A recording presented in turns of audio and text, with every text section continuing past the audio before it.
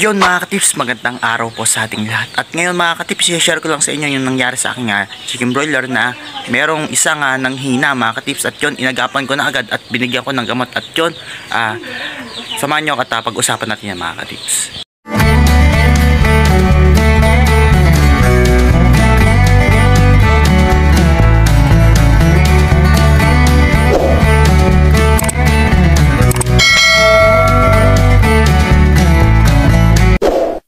Yun mga katips, magandang araw po sa ating lahat. Ayan mga katips, napablog na naman po tayo at sana supportahan nyo itong ating vlog mga katips. At alam ko makakatulong sa inyo, lalo na sa mga bago pa lang natututo o nag-aalaga ng mga broiler mga katips. At yun mga katips, hindi ko na patatagalin to. Gusto ko lang i-share sa inyo na mga katips na 5 days na po ang ating mga chicken broiler at nasa 104 pa rin po ang ating broiler mga katips. Ngunit meron pong isang mahina at yun po yung i-share ko sa inyo kung ano pong ipapainom. At kasi sa aking obserbasyon mga katips, yung nanghihinang sisiw ay wala pong indikasyon na may sipon. At hindi ko alam kung hindi pa nakakalabas yung sipon niya, pero hindi wala namang halak. Ang obserbasyon ko ay baka natamaan ng virus na yung paisa-isang namamatay mga katips araw-araw o minsan dalawang sisiw na mamatay. Kaya ngayon mga katips, aagapan ko na agad at bibigyan ko na agad ng gamot mga katips. At yun yung pag-uusapan natin mamaya. At para sure na maagapan natin at hindi na dumami mga katips. Kasi hindi po sapat yung binibigay nating Robustrip BK. Kasi ang Robustrip BK mga katips ay may kasamang vitamins siya na pampaganda din ng resistensya mga katips at iwas din sa mga antibacterial. Meron pa tayo isang binibigay na sasabihin ko lang mga katips ay ambroxetil mga katips. At yun yung i-share ko sa inyo na pamamaraan ko para hindi mabawasan tong ating mga broiler mga katips. At sayang kasi at baka kung ano mangyari. At yun, i-share ko na rin yung vitamins na pinainom ko agad ngayon na napaaga na pagpapainom ko mga katips. At yun, papakita ko po muna sa inyo yung aking mga broiler mga katips. At yun, samahan nyo po. Yun mga katips, magandang araw po sa ating lahat. Ayan mga katips, 5 days na po ng ating mga chicken broiler mga katips. Ayan, at ang gaganda po ng ating mga broiler ngayon mga katips. At 104 pa rin po ang ating mga chicken broiler mga katips. At may isa lang pong mortality mga katips. Ayan, at ang tataba na mga katips. At nakapagpalit na rin ako ng kanilang karton o sahig nila mga katips para hindi nila maamoy ang kanilang mga ipot mga katips. Ayan. At sa aking obserbasyon mga katips, maganda ang kanilang mga ipot, tuyo at walang halong tubig mga katips. Pag ganyan mga katips, healthy ating mga broiler mga katips. Ibig sabihin hindi siya dehydrate, hindi sila inom ng tubig mga katips. Ibig sabihin hindi sila nagkukulang ng tubig sa kanilang mga katawan mga katips. Yan, maganda yung ganyan na ipot mga katips. Talagang sabihin, healthy ang ating mga alaga. At yun nga mga katips, sabi ko nga po sa aking topic mga katips ay nag-change agad ako ng Vitamin Pro mga katips. Bakit mga katips? Dahil naghahapit ako sa paglaki ng ating mga broiler mga katips. Yan yung isa sa aking kaya ganito mga katips. At nakita ko naman kasi mga katips na maganda ang kanilang resistensya mga katips. Kaya ang pagbibigay ko naman ng Robustrip BK ay sa gabi na lang ako nagbibigay mga tips. At sa maga ay nagbibigay ako ng Vitamin Pro. At sa tanghali ay Dextrose powder para hindi sila ma-dehydrate mga tips. Ayan. Kaya ganyan mga tips. Kita nyo naman ang lalaki na, ang tataba ng kanilang mga paa mga tips. At yun, natakaw na rin sila sa pagkain mga tips. At yan ay Integra 1000 yan, chick booster mga tips. Ayan, lalaki na, ang tatabanan ng kanilang mga paa mga katips. Yan po. At yun, sasabihin ko sa inyo bakit mga katips. Ayan, kaya Vitamin Pro na ang ating ginagamit ngayon mga katips kapag sa umaga ay para po lalong lumaki ang ating mga broiler mga katips. Kaya naghahapit ako para maaga tayong makapag-harvest dahil nakita ko naman na ang gaganda na ng ating mga broiler at magaganda ang kanilang resistensya mga katips. Yun nga lang ay 5 days na sila, kaya yan, nagbabawas na tayo ng ilaw. Binuksan ko lang ngayon mga katips, mamaya papatayin ko na yan dahil sobrang may initan na sila. Ibig sabihin, hinihinga na sila, may chance na sila para ma-heat stroke mga katips. At yun, at Itong aking mga tabing ay inaangat ko na rin to mga katips. To. Inaangat ko na rin yan. Ito inaangat ko na rin yan pag sobrang init. Yan mga katips ito. Yan. Hindi ko lang inaangat tong nasa likod mga katips. Dahil masyado nang expose sa hangin. Kasi kahapon mga katips sobrang lakas ng hangin. Kahit mainit ay mahangin naman. Kaya presko ating mga broiler mga katips. At nahalata ako nung ako'y nagpainom naman ng dextrose powder mga katips ay kahit hinihingil sila o mainit ay tuka pa rin sila ng tuka mga katips. Kaya ibig sabihin ay hindi sila masyadong dehydrate, no? Pagka dehydrate kasi sila mga katips, inom sila ng inom ng tubig at hindi na nila di sila nakakatuka ng ayos at doon po bumababa yung timbang natin mga broiler. At sa observation ko naman mga katips ay walang naging ganon mga katips. Maganda ang ating pagpapalaki. Yan.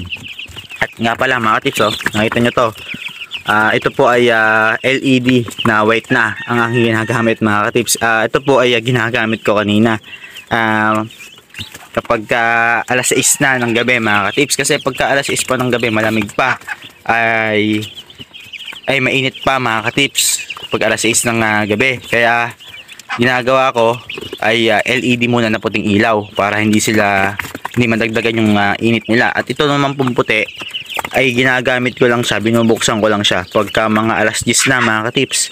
Kasi doon po nagsisimula yung malamig na hangin mga katips hanggang madaling araw. Kaya ito po aking binubuksan. 60 watts lang po ito mga katips at yung 100 watts ay hindi natin nagamit. Baka sa tag-ulan na lang yun, talagang gamit na gamit yun mga katips kasi pagka may malamig ang panahon. Ganun po ang aking diskarte mga katips. Kaya yun lang ay na-advise ko sa inyo, itimpla nyo, no? Obserbahan nyo. Yun po yung isa sa laging nasa video ko mga katips.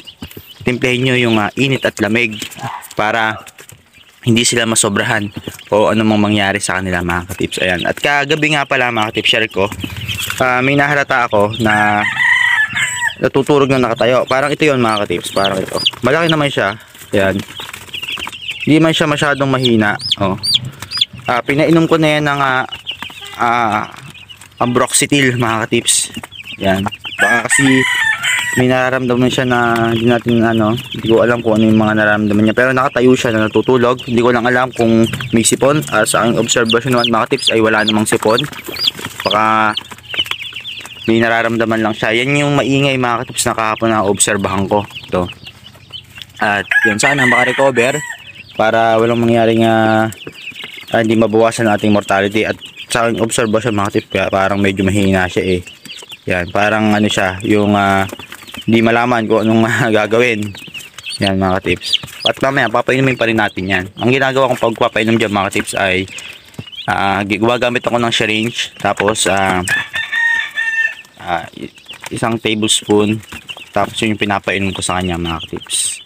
Yan lang. Tinutulungan ko na siya makainom ng gamot mga katips para mas ma-absorb niya. Ayun mga katips, pag ganyan may sakit yan mga katips. Yan, ganyan na tumutukod yung uso. May sakit yan. Okay lang naman mga katips kasi di man na mabawasan yung 100 heads natin mga katips. At yung ganyan mga katips ay may chance yan na ma-mortality. At di ko lang alam kung anong cause, kung bakit ganyan yan, tukod na. Pero gagamutin natin yan mga katips mamaya ng ambroxetil.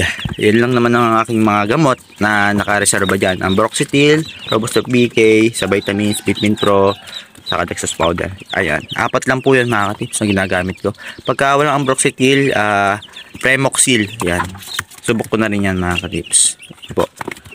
Ayun po yung isa sa mga ginagamit ko na gamot mga katips. Ayan, sa pagbibigay nga pala ng Robusto BK mga katips, magbigay na po kayo sa umaga.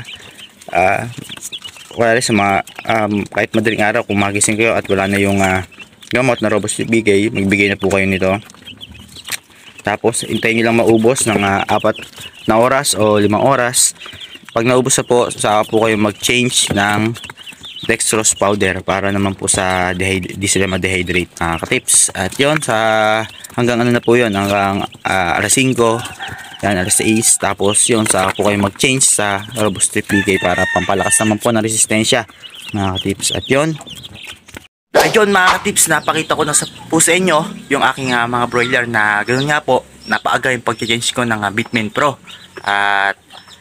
At na-share ko na rin sa inyo yung aking pamamaraan na pag-change ng mga vitamins at gamot mga katips. At yun, i-share ko naman po sa inyo yung pamamaraan ko na pagbibigay ng Ambroxetil na gamit ang syringe na tinuturuan ko siyang makainom ng gamot ng marami para lalong gumaling mga katips. At yun, ito lang ang aking pamamaraan at pasensya na kayo at walang nagbibideo sa akin mga katips. Ayan, isang tablespoon.